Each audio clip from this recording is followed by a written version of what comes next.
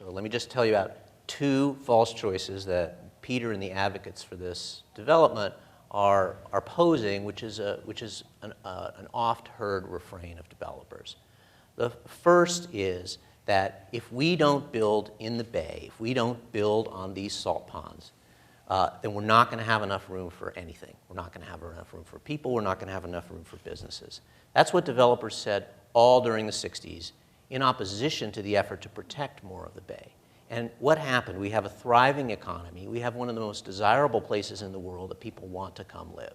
So that's a false choice. It's also very expensive, partly because there's not enough housing nearby, right? It is very expensive, but that doesn't mean expensive. That doesn't mean that you do the wrong thing. It's a false choice. The second false choice is that we have to destroy some of the bay in order to save it. We have to allow building on these salt ponds that are identical to salt ponds that are right now being restored in along the Napa River, crystallizers, crusty hard white salt that developers love to say, oh, that's industrial, that's impermeable, we can't restore that. It's being restored, the identical type of site in Napa. So it's not necessary to destroy part of the bay in order to save it. Let me just tell you, the last time we heard this a decade ago, it was San Francisco International Airport.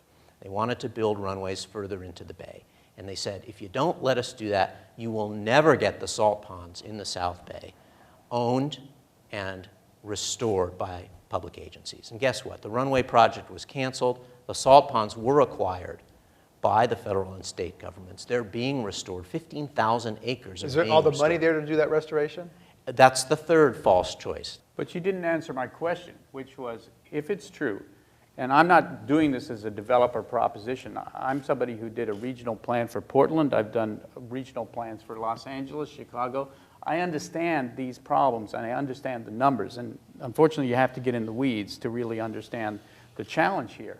But there's not enough on El Camino. Where do you propose putting the rest? Or do you just want to put on blinders and say, it'll find a place? Well, the reality is, for the last 20 years, it hasn't found a place. It has gone sprawling.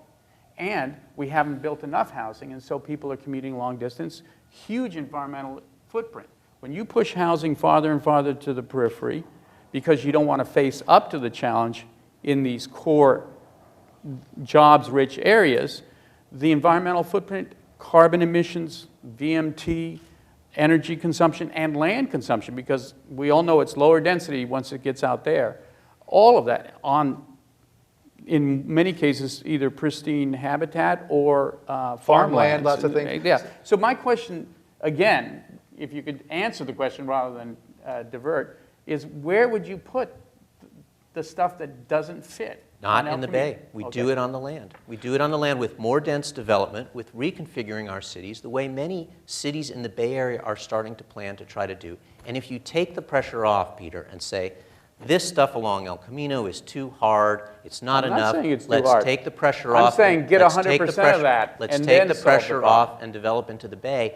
Then the high priority sites do not get developed. It takes the attention away, it takes the pressure away, it takes the impetus away from doing the right kind of truly transit-oriented development.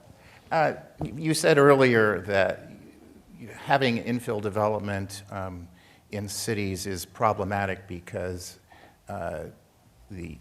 perhaps the neighborhoods and the environmentalists would object to it, worry more about the intensity of development.